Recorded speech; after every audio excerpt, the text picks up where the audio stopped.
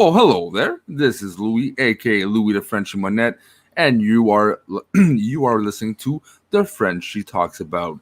That being said, on today's episode, we are talking about being a woman. With me tonight, I got a very close friend. We've been knowing each other for over 15 years, if not more. I know her very personally. It's my friend Stephanie Ann. How are you today? I'm good, thank you. Good. All right. So I'm really, really happy you agreed to this. Full disclosure, this is her first time. She said yes because she's a friend to me. If not, I think she would have said no. But I definitely wanted her hear her story, and she has a very interesting story to tell. She, in my opinion, is one of the most courageous and hardworking person I know. And Stephanie, could let's start like this. When you were younger, you were faced like you finished school, you have to do something, right? When did it hit you? You have to really be successful, and what you had to do to become someone who's have multiple companies, etc. That's a good question. So go ahead. Um, I'm trying to think of the answer. All right. That's a Now. very good question. Well, I wanted to plan my retirement as early as possible. When was this? How old were you when you had that thought? I must have been like around 18, 20. All And right. then I was thinking like, you have to start planning now. And now is when you're young, that's when you have the most energy. Mm-hmm. So I was thinking that's when you should really work the most, since in your 20s you have more energy than like later on in life. So Okay. I was thinking, do everything now, get everything out of the way now, and then Mm-hmm. after, when you're older, you can have more fun and you can relax, but everything's going to be paid off. And did it like that kind of train of thought pop into your head, or was it something that your parents showed you? My parents did not work a lot. My parents both worked part-time. They were not very focused on money. They were not very focused on work. We had everything we needed, but they were not um, as like driven as I am. So this drive, it came from a self conclusion. It really came from your thought process and your experience and your goals that you had very young, right? So this is your thing. Yes, yes. And also I knew I couldn't rely on anybody else, since I wasn't in contact with most of my family.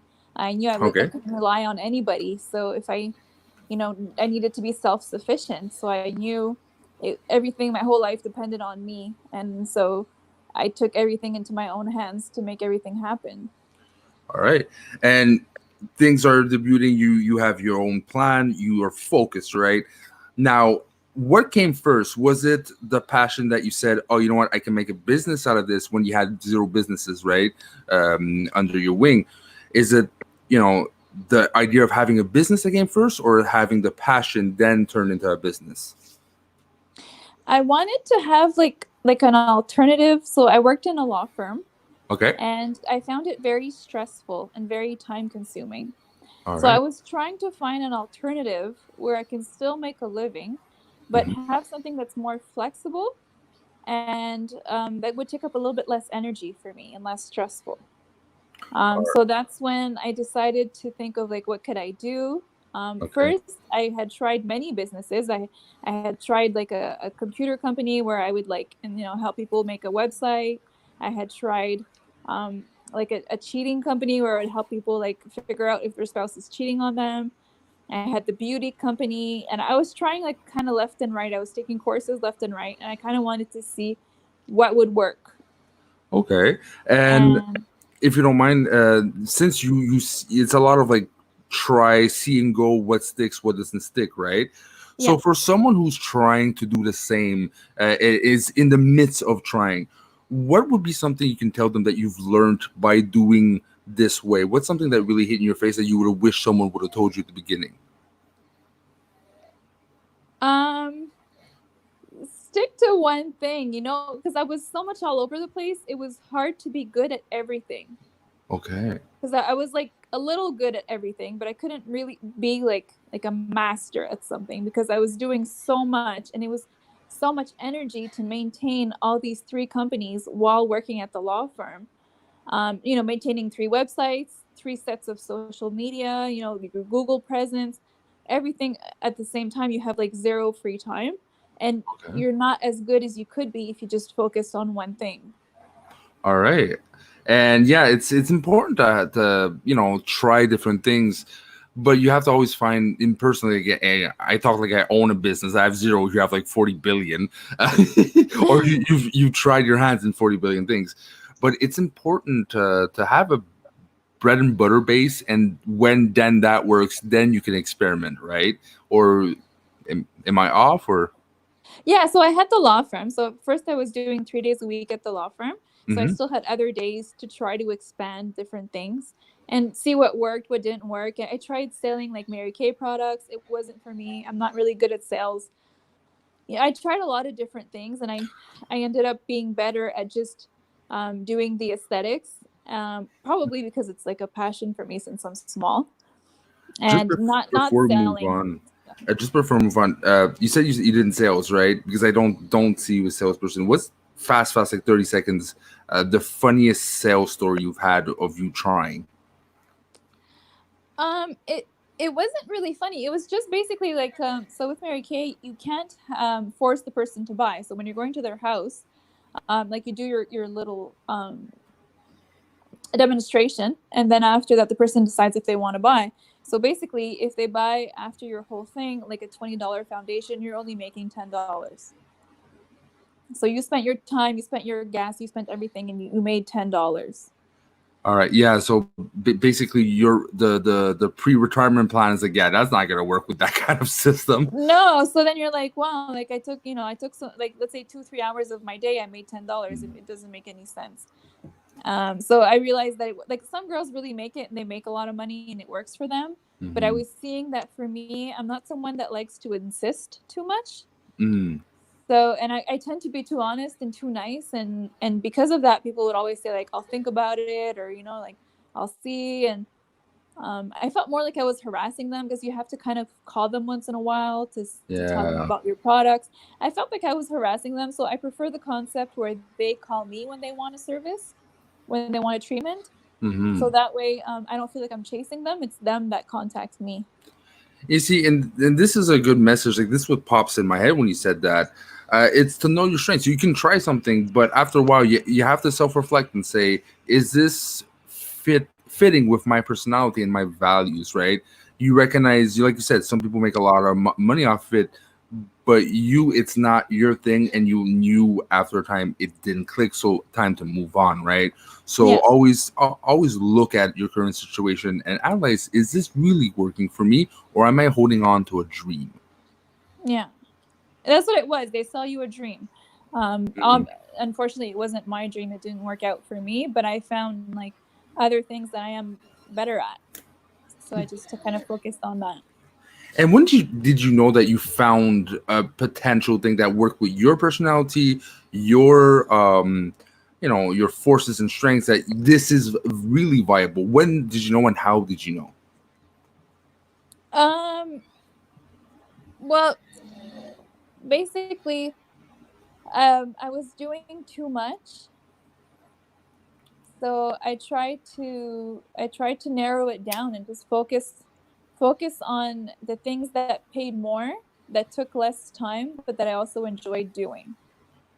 Okay. And is it possible to mention, like, what are those things? Like, currently, what kind of companies do you have under your belt right now? So right now I'm just focusing on the law firm 1 day a week, Okay. and I'm doing the aesthetics full time. So basically 7 days a week, because sometimes I do it in the evening or in the morning when I'm at the law firm. So basically 7 days a week. But I also narrowed down the treatments to offer the maybe the higher paying treatments, so I have Okay. more free time. I So s- that way I'm able to have a little bit of me time a little bit more, and also when I travel, I feel like it's more worth my time. so the more you try at it and find your system, the more you can really fine tune to what you personally need, right? There's a system you had to learn and grow eventually. Now, you just bear with me. I know you hate doing this, but tell our audience what age are you, and you can younger yourself 5 years maximum. Okay. But I'm yeah, 32. okay. Keep this in mind, people. She's 32. She's already paid off her condo. Okay. And my I car, I finished my car last week. and you're. Oh, I'm sorry, ma'am. I've yet still to buy a condo. She's really driven, and she has a passion to succeed and to really do what you have to do, right? To uh, better yourself, better do a better future for yourself. Because most people don't think about the retirement. Even I try to avoid it. It's something that I know I shouldn't, but I do. Is there something you can say to me that might help me ease into more thinking about my future and taking my future seriously? I think when you're young is when you have to do it. Because me, I'm just picturing myself older, and you're going to be like more tired. Everybody talks about how they're aching everywhere and they're more tired and they have all these Hmm. problems that come up. So it's really now that you have to do it. It's really now that you have to give it your all and try to save and do everything, because now you have the health, you have the energy. If you don't do it now, it's like not at 50 and 60 that you have to start saving up. Yeah, and so why do you think most people don't do it then? Since for you it's so obvious. Again, this is what I gotta do. Why do you think people don't like always wake up to that? Because they want to have fun. They don't want to think about the future. They think about now. They think about the present. They want to have fun, Okay. and they don't think about the future. They just think about the present moment. Yeah, but humans are, especially in today's age with social media, it's all about the now, the interconnectedness. It's hard, like picturing when you're always into that, what life could be right in the future. You're just focusing on the present moment. So, and you have a completely different vision of that. That being said, let's say everything works out. This is exactly how you planned out, and you're still in good health to enjoy. At what age are you aiming for retirement? Well, I mean, technically, right now I could be in semi-retirement. It's just really hard to slow down when you're used to having a fast life. It's really hard to say no and to slow down and to set limits. Okay. So I'm trying to do that slowly. My goal is to, work less and less and less to Mhm. try to do, but slowly I try to take little steps to, do little things for me here and there when I can. But technically it could be right now because I don't have any, bills to pay, like big bills to pay. It's Okay. just really, really hard to make Let that go. transition where you're like, now I don't have to anymore, but like you're still used to doing it. Now, is there anything that you regret by choosing this way, this method of living, right? Like the fun at the end, working now. Is there something that you wish would be different though, because of that choice? No, because I'm more of an introvert. Mm, I was never into the clubs. I was never into like all the things that the other people wanted to go do. I did everything that I wanted to do. hmm. Like I still saw my friends, I still did stuff, but I was never into like drinking and doing all the other things. So I don't really feel like I missed out because, one day when I went, I wasn't happy there. Like I felt like it wasn't my place. Okay. So I don't feel that I missed out because I didn't party and I didn't do all those things. It just wasn't me. Interesting too. So it really fits your personality, and that goes to show like you don't have to do it when you're 18 or 19. You have to do it when you're ready, right? Some people, I'm mature. I'm starting to be slightly mature right now. I'm 33. So, but the I think the important thing is when you're at that level is to make that step and do it because it is important. It really, really is. Now, okay. What is your like? Let's say things go well again for you. What is fun? What would you like to spend your free time with all that hard work and everything's all the sweat and tears to that finish line. You're at the finish line right now. What do you do with that? I would love to travel more. So far I travel once a year. I would love to do it more. I would love to do um, just different things. I love doing like artistic things. I love spending time with my dog. I love going outside. I love Your doing different activities. your dog's Doing the devil. I'm just saying, your dog's the devil. Full disclosure, it attacked me way too many times, and it's a small dog. I can't be afraid of it. Just it's a devil. Sorry, you're saying. anything. Spend time on me. Just doing little things. I love doing stuff on me, my nails, my hair, anything like that. Right. So just And random things, I guess, but just having some me time, I guess, that I didn't have for 12, 13 years. and for the audience, my friend Stephanie is very humble because for her this is normal, right? But again, like to be at 33, to say I'm almost semi-retired. 32. 32. Sorry. I'm sorry. And -5, so I can't do maths. I'm high right now. Uh, but like my dad is getting his retirement, thinking about it, and he's like 70, almost not. He's like 63, but it's closer to 70 than 30, 32. Um, that's incredible. You already paid off your things. You're already at the fact that at semi-retirement, that is a phenomenon because you got people who do it, but it's not in the majority of population. And I hope certain people will listen to this, do get inspired. It is if you put your mind into it, and you have to rely on yourself. You can that person can really see something in you. Yeah. And she gets all shy. So you stop talking about me in a positive way. I'm a serious businesswoman. Uh, but no, it's really is impressive. Now, one thing I always never really talked about, but I am curious now. You hear a lot of things like a woman that's self-made, a woman that is, relying on herself and does her own thing. Get some pushback, get some tougher roads than many. Was that your case? Did you encounter moments that, because of your gender, sadly, it did cut some things, or it wasn't affecting you?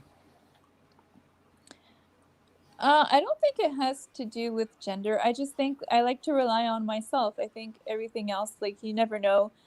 If you rely on a man, you never know how long he's going to be there for or anything like that. So I couldn't count on my family. So, I mean, I think it's more just relying on yourself rather than gender, because even a man could not know how long he's going to be with the woman that he's with. Or Yeah, no, it's just true. But you see, and you talk about relationship, right? And that's, I guess, the different perspective of having your own business is you don't have a boss saying, no, you can't because of this and that, and already puts limitations. You are your own boss, right? yeah, And for those who, say, like, I can't get ahead anywhere because of this or that, yeah, it is a sad reality.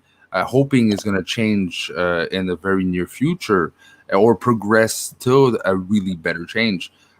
But if you really want to do something, take the risk. If you're made to be a boss and no one's giving you a shot, do what my friend Stephanie did. Give your give yourself your own shot, and give yourself a shot to have a better life and do things your way, because your way is as good as any other way. You just have to prove to everyone it is.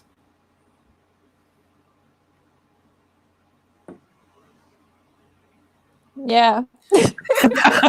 You're supposed to respond back, Chloe. Okay, full disclosure, if ever she comes back or last couple minutes on the show today, I do her call her clone. Let's go into personal, okay? We went serious. We talked about businesswomen. Let's reminisce a bit the past. Stephanie here, I call clone. Okay, clone for me is someone that we were such it clicked so fast, so spontaneously, and so um, vividly that for me she was like a sister to me. And not only a sister, someone I really connected with to the point that she could have been my twin, just we look very different. And we created something with so many inside jokes, so many personal connections. What is your greatest memory of like times when we were younger and really to this day you think about it and still either makes you smile, laugh, or whatever the emotion was? Well, we have a whole paper, both sides of all our inside jokes. I It's a mean, document, people. it's an official document. There was the upside down smile that I Oh tried to yeah. do at one point. Explain to the people what is an upside down smile, clone. Well, I was imitating the smiley with my But own face. but upside down. Yes, well, the upside down sad smiley. So Who's and not smiling? at first, when I first saw it, she looked like she was just drooping from the bottom. Okay, and it was hilarious, and I kept forcing her to do it, and she got annoyed at one point. uh, hey, clone, you know what? Thank you very much for doing this. I really hope that certain, even if this is not your case, you found this interesting. She really has. She's one of my favorite people out there, but I also incredibly respect what she's done in life. So I hope you had a fun time listening to her story and her conversations. That being said, thank you very much for listening to this episode of The Frentchie Talks About. Hey, if you're not aware, okay, we got other shows out there. We got the Frentchie Watches. We go deep, really deeper meaning of movies. Give you a perspective you've never seen before, and maybe movies you've seen 1,000 times. We also have on YouTube Schmoes of the North. We cover Schmodown. If you know what that is, come join us. Now, thank you again very much, Clone, aka Stephanie Ann. And until next time, bye-bye. You can say bye. Bye. Be nice to the people, Clone.